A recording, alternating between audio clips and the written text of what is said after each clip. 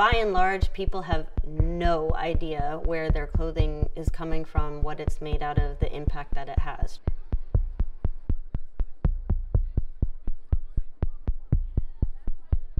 First of all, most importantly, the planet freaking needs this, and we don't have time to be dicking around, excuse me.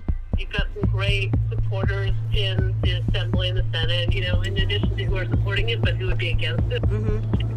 There's always people who are against it. Who are they and why?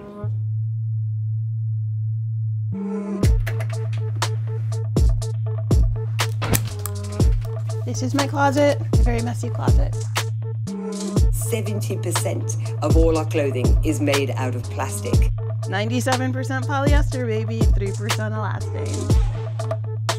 If we don't rein in oil and gas, then what's at stake is the future of humanity on this planet.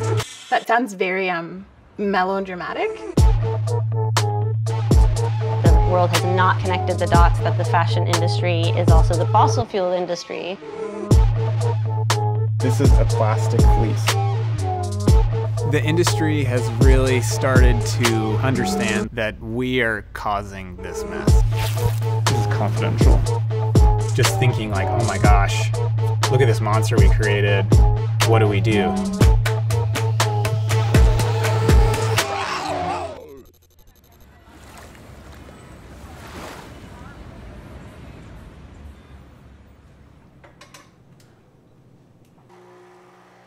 As a lawyer and through some of the work I was doing at the UN, I saw how if we are to find solutions to the climate crisis, we're going to have to change markets.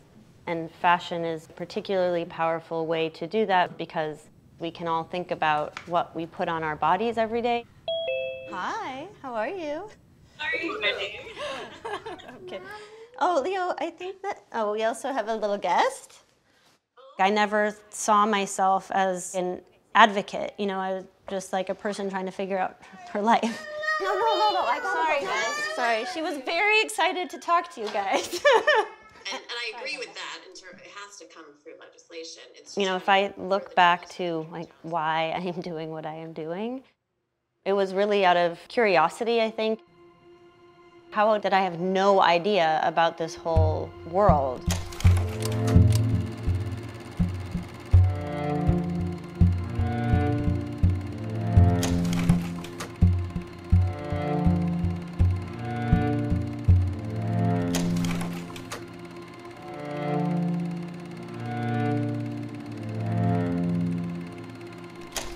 I'm working on a bill that would address the root causes of the impacts of the industry.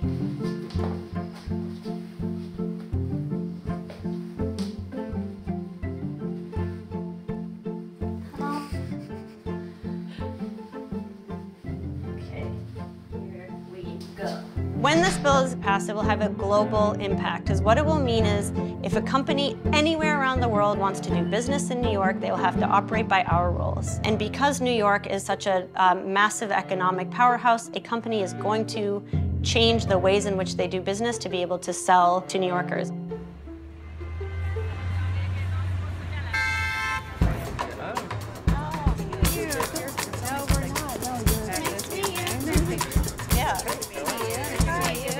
I work with Maxime Bédard at the New Standard Institute. I'm a lawyer by background, but I've been in this space for 10 years. I think what we're looking for is to build a broad coalition of that is why it's taken so long to get this massive industry on the agenda. Every piece of legislation is a campaign. There are thousands of bills that get introduced that don't go anywhere. You have to create that energy. The biggest hurdle is just to get over inertia. This represents over 76% of the total greenhouse gas emissions of the life cycle of a garment. If we do not change anything, by 2050, this industry alone will represent a quarter of the carbon budget globally. We do now have the opportunity and people and a media environment that cares. Let's do this, right? Meanwhile, we see the industry itself doesn't even know their own role in the world. We need to find the information, we need to get it out there, we need to communicate it, and have an independent voice. Welcome to How to Save a Planet. I'm Alex Bloomberg, and this is the show where we talk about what we need to do to address climate change and how to make those things happen. And joining me for that conversation is How to Save a Planet's own senior climate reporter and recovering economics major, Kendra P.R. Lewis. I always forget you're an economics major. Yeah, nobody remembers. I consider that a compliment, actually. My job is to help inform people so that they can make better decisions about how to be participants in a democracy. One of the things that I'm working on right now is looking at the impact of sort of the fashion industry and climate change. It's a huge footprint, and if we're trying to decarbonize, then the fashion industry has to decarbonize as well. And that kind of led me down this kind of question mark of everything we buy is plastic. How did the plastic get into our clothing? How are we wearing plastic? I mean, the shirt is plastic. That's how we're wearing plastic. It's woven, it's thread. You might be able to tell if you set it on fire and it gets kind of melty. There we go. Can't believe you didn't play with fires, children. More than 50% of clothing material is basically plastic. It's usually some form of polyester. And that's a problem because plastic comes from oil and gas. Basically, you have crude oil. That's the thing that comes out of the ground. And they knew how to distill it to make gasoline, which is what we put in our cars. But in that process of distilling it, you end up with a whole bunch of other secondary chemicals. One of those secondary chemicals is ethane. And ethane, if you do a couple of things to it, it makes ethylene. And ethylene is the primary ingredient for most plastics.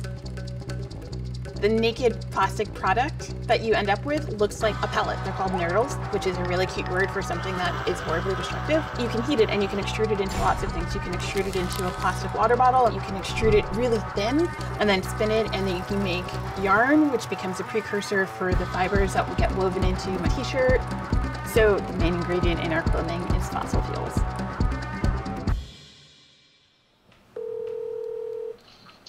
Hi, it's Judith Inc. Hi, Judith. It's Kendra.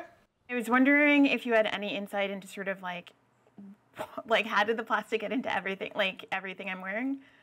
Yes, it's certainly not due to consumer demand, because study after study shows that consumers want alternatives to plastic. This is being pushed by the plastics industry. My light bulb moment was in recognizing the degree to which fossil fuel companies were really leaning into plastic and were really trying to expand the use of plastic as a way of staying in business. I wanted to put this report out because I was watching plastics becoming the plan B for the fossil fuel industry. Unless we act on plastics, those greenhouse gas emissions will be replaced with greenhouse gas emissions from the petrochemical sector. Broadly speaking, there has been an increased investment in plastic facilities across the United States.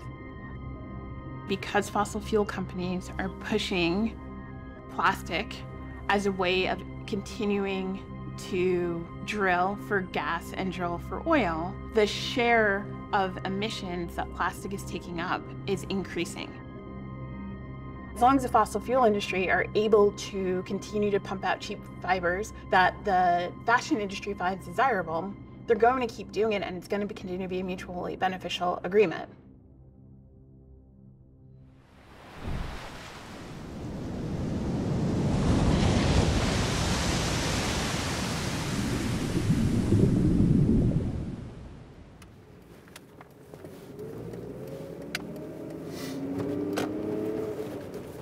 When I first started working at Patagonia, the biggest thing that I worked on at the start was really just trying to prove that technical materials and performance materials and performance products could be made from waste, essentially. And no one believed that. We first had to get through that barrier of like, can we even build our product from waste material? Like, no matter where it comes from, whether it's plastic bottles or post-industrial waste or whatever, like we first had to do that because you had to prove that it was possible. Yeah, so welcome to the United Nations of Patagonia. Here on this side. Sometimes I've spent 2 or 3 years developing one fabric just because of all the different pieces that go into it. Why do we use plastics in our clothes? We're developing a lot of these highly technical materials, lightweight materials. There's lots of performance aspects. Higher strength, longer lasting, more durable, more water resistant. It's also an issue because they're so durable. So when we're done with our garment, it isn't just gonna break down, it's gonna stay around for a really long time. The #1 used material in the world is polyester. And so if we're able to think about the kind of impacts and changes that we're able to make in that space, then we should really be able to really make a big difference. We want to focus on this instead. Right now, if you were to look at Patagonia's line, pretty much every polyester that we make, if it's recycled, it's mostly coming from plastic bottles, and most of those plastic bottles were coming from places that are really good at recycling. I think it's a great improvement off of the alternative, which is virgin petroleum-based polyester, which is using a non-renewable resource, but we could be sourcing polyester from a way more meaningful place. We could be sourcing it from places in the world where they don't have municipalities, and we could be using our business to funnel funds towards a community that needs to be uplifted.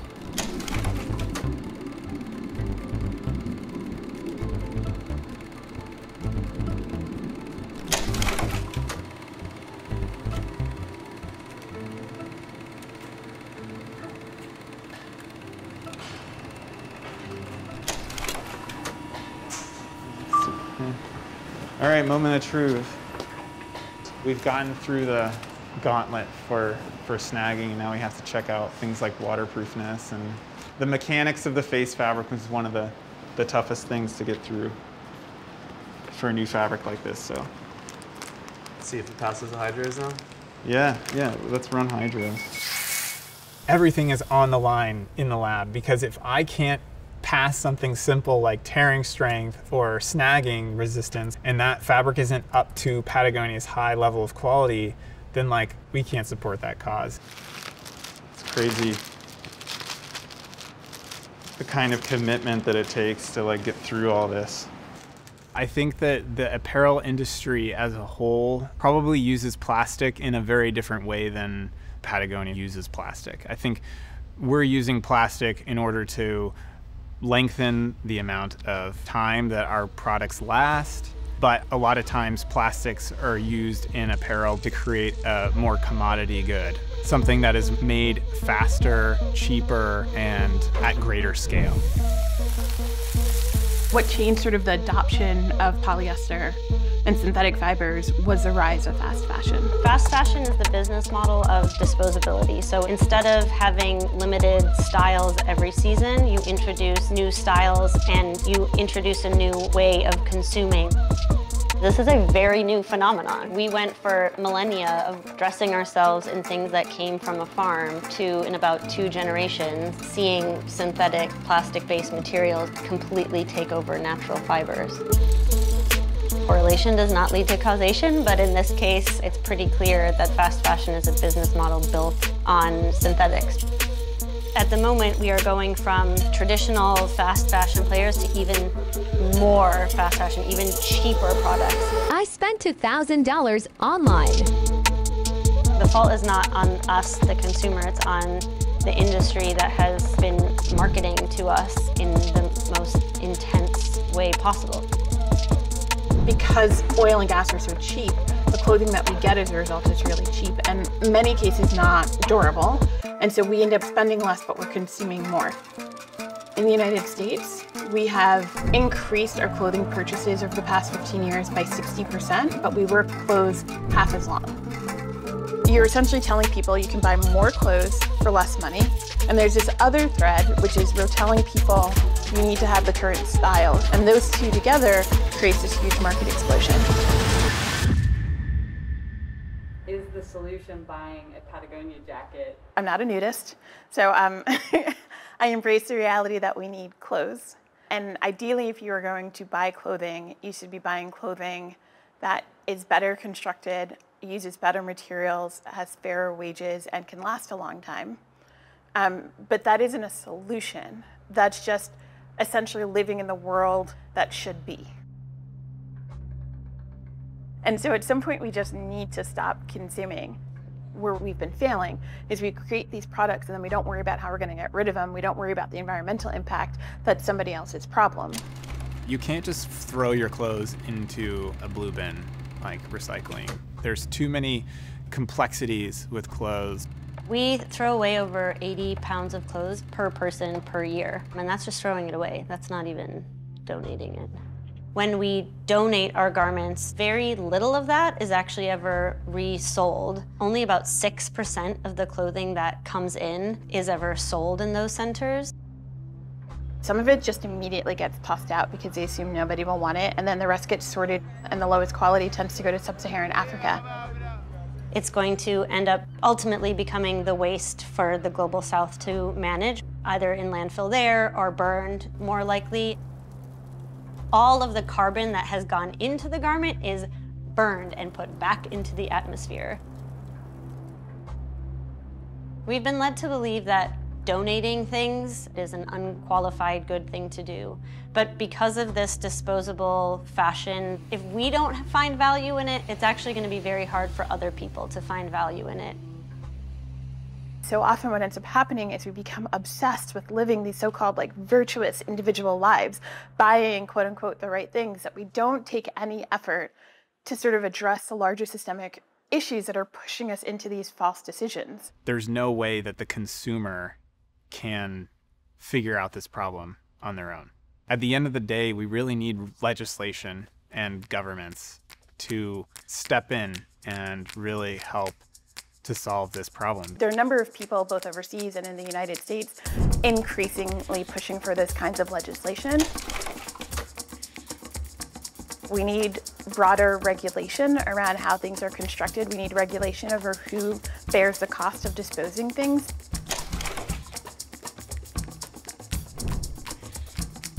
But it needs to be more holistic than it currently is. I think the real question is, what do we tell our legislators? What do we tell our government officials? How do we hold the systems of production accountable for the harm that they're causing?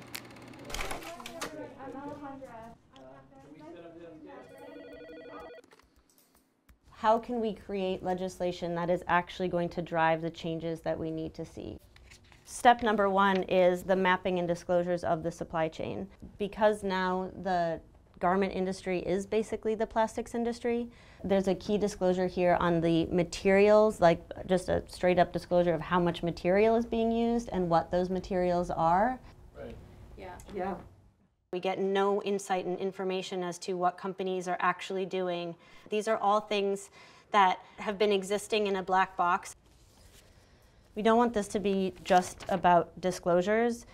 Very key to this is that companies have to both create science-based targets and achieve the science-based targets.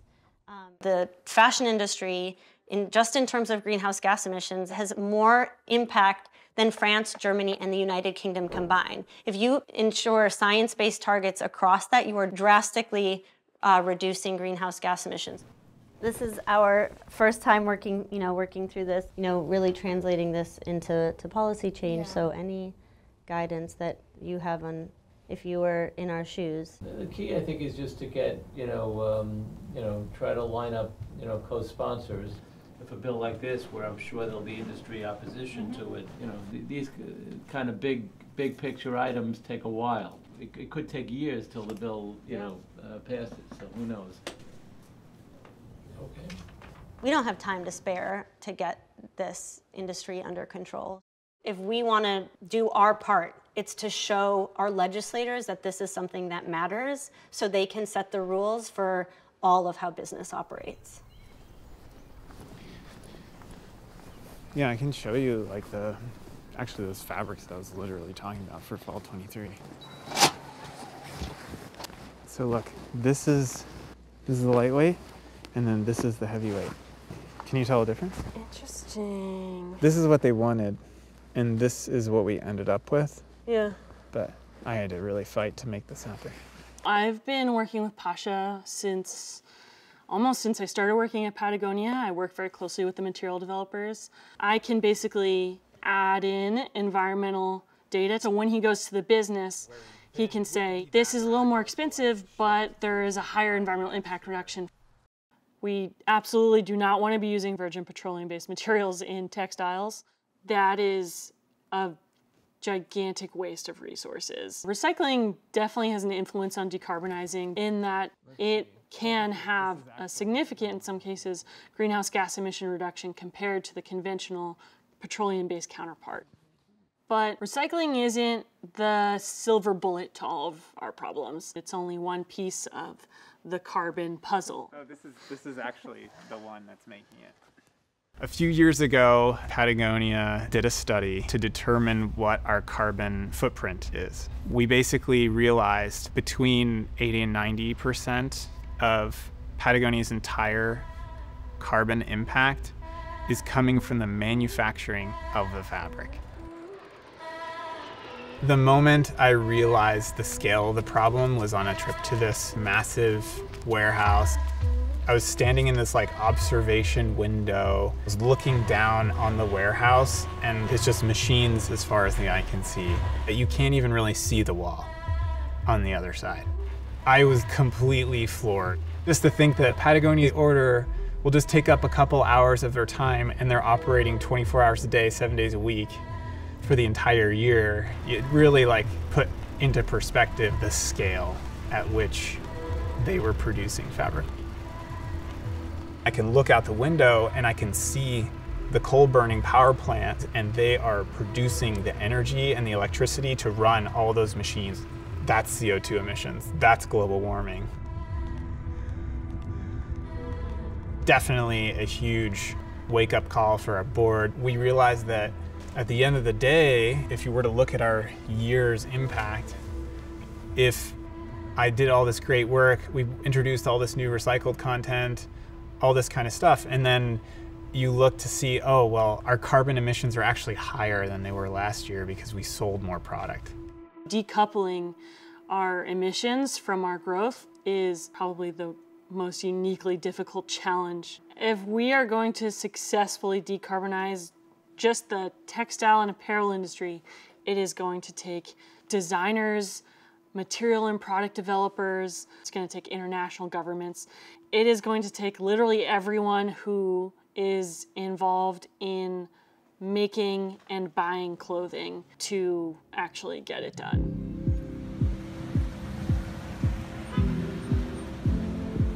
I can't say I've been eating or sleeping well, but it's also the most meaningful work that I've ever done.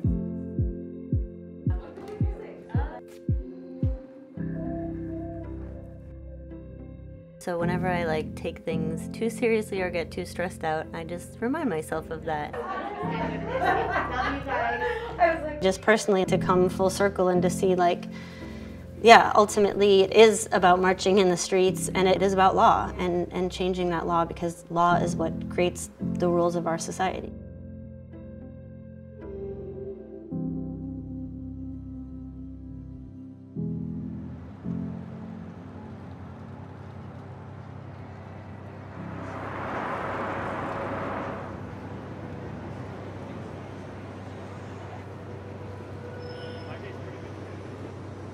We have been trained to see ourselves as consumers. Even after 9/11, President Bush said, the thing that you can do is come and shop, and that was the big contribution. That has been the message that we have been sold on, that our greatest role is to consume. But consumers are people, and we are citizens.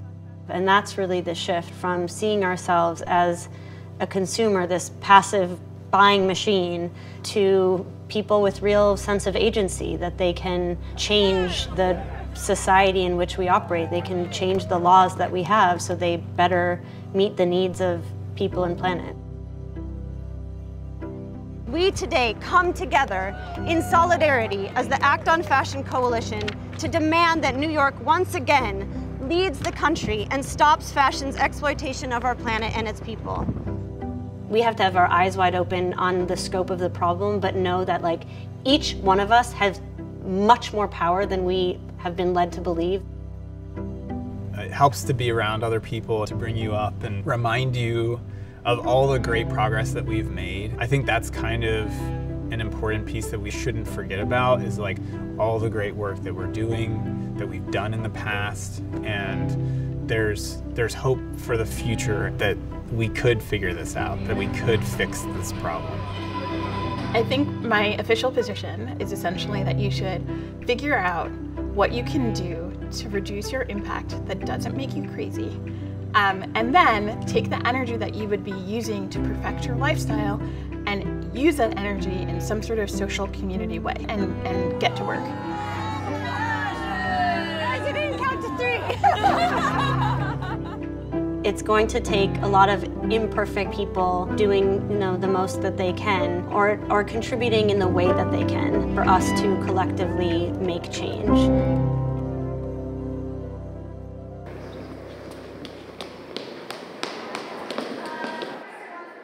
Time to come out here today to have our voices heard. Well, so first off, I want everyone who's watching to take off their clothes and see where, the clothing tag and label is on their clothes. Knowing what your stuff is made of is, the first step in understanding the impact. The biggest impact that you can have is how often you're wearing your clothes, like how many uses you're getting out of them. You can see I have repaired a bunch. Two kinds of fiber. You got natural fiber and you got synthetic fiber. Natural fiber you get from a sheep. Buy fewer garments, buy better garments when we can, and to wear them over and over again. And when they've reached sort of their natural life, find a proper way of disposing it. Let's buy used things. Let's buy things that still have a little bit more life in them. And if you don't need to buy, don't buy, because you don't need so many clothes. Oh, no, it's too messy. Not that, does it?